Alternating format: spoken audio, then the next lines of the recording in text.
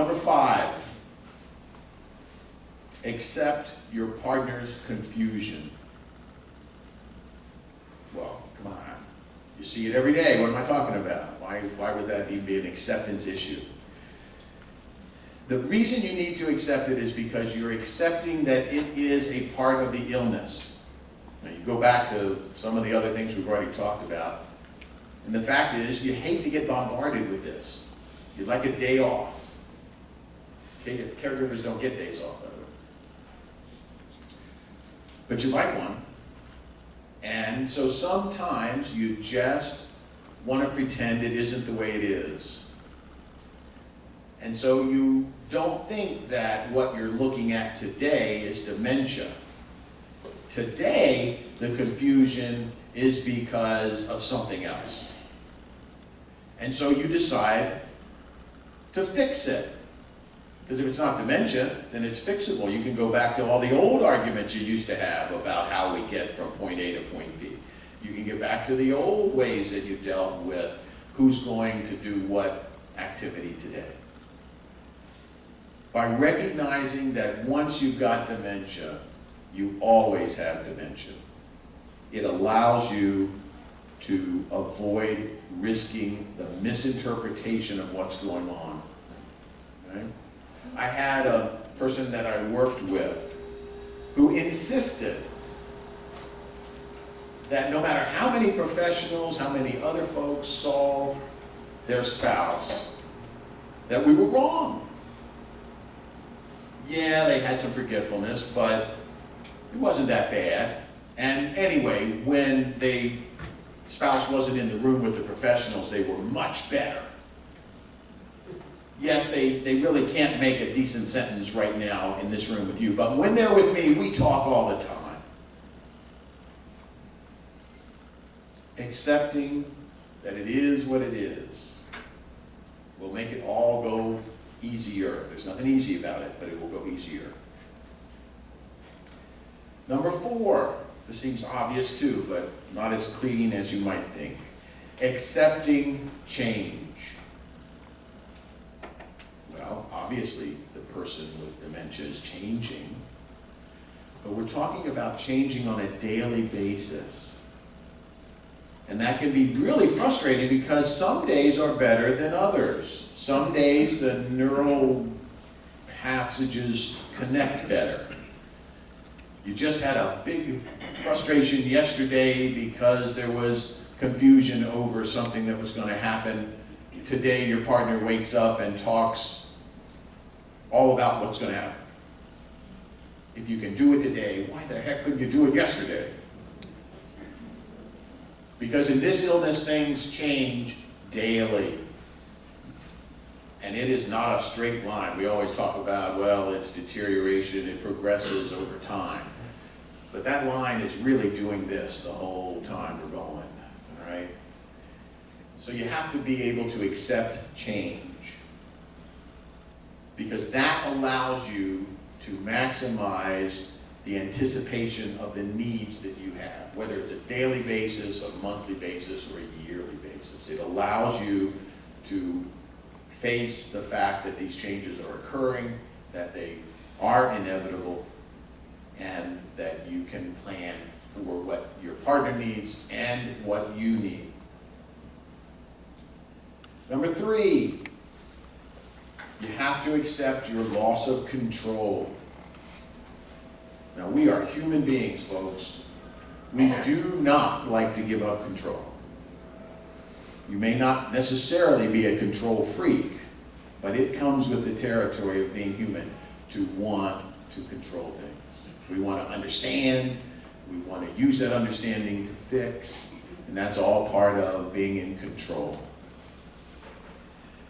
This illness has no interest in your power and no need to be concerned about it. It will do what it wants, when it wants, and how it wants. Your challenge is to accept that and to use that knowledge to benefit you in adapting to the realities of a serious illness. Number 2, and I put it in the nice term, there's really a couple of ways to say this, but I'm going to do it the nice way. You have to accept your independence. That's the nice way. The not so nice way is to say you have to accept you're alone in the partnership.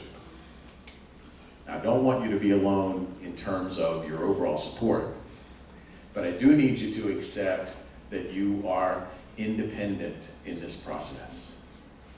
I have folks that want to discuss everything with their partner with dementia, and they keep waiting for an answer. They keep waiting for a discussion.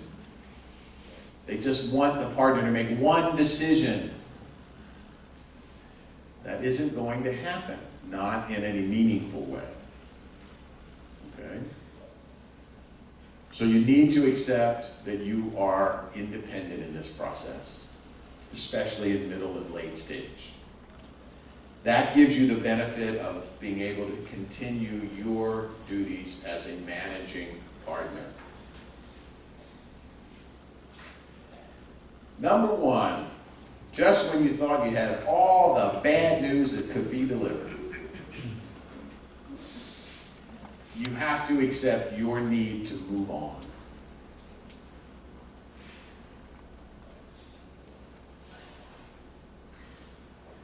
Your partner is not going in a forward direction, but you are. Their life will slow, and it will eventually stop. Your life is going to go on. Recognizing and accepting your need to move on, which comes earlier than any of you are going to allow it, but it needs to come early in the process of dealing with this illness, means maintaining your activity. It means maintaining your social outlets. It means developing activities that you now do as a single person. And obviously, that is incredibly hard to do for a variety of reasons. From the emotional side as a partner, it feels like a betrayal, that somehow you're breaking the rules. From the element of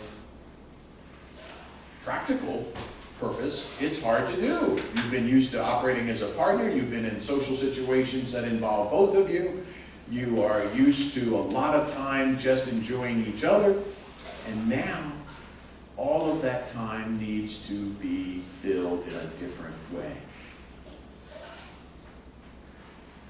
But in order to maintain your health, physically and mentally, as you continue as a caregiver, as hard as this is, you need to be able to know there's a plan for you that will continue, even if your partner does not.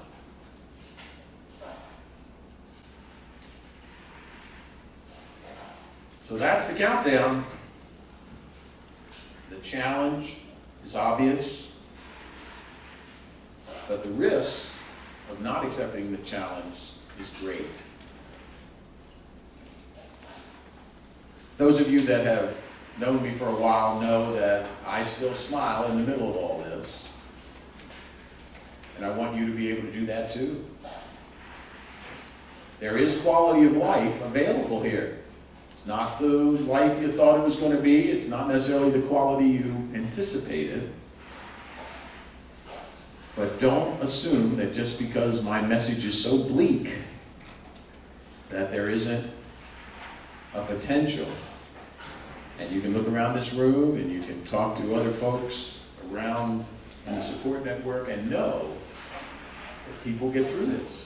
And they get through it and they feel, I don't know what the right word is, they feel satisfied that they did the best job they could, and they feel comfortable with who they are and where they end up at the end of the trail of dealing with this illness.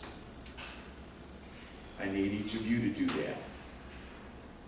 because I'm fairly busy these days, so I'm not too needy right now. I want you to enjoy each day and making it the best that you can. You've been through challenges. There's nobody in this room that hasn't had a tough time in their life. And right now, they may seem like the toughest, I don't know. But what I do know is that you are capable folks. I do know that you're already making good choices because you're here listening. And that you're participating in the support network services, recognizing the importance of having that support. That will pay off. And I encourage you to continue your very, very good effort.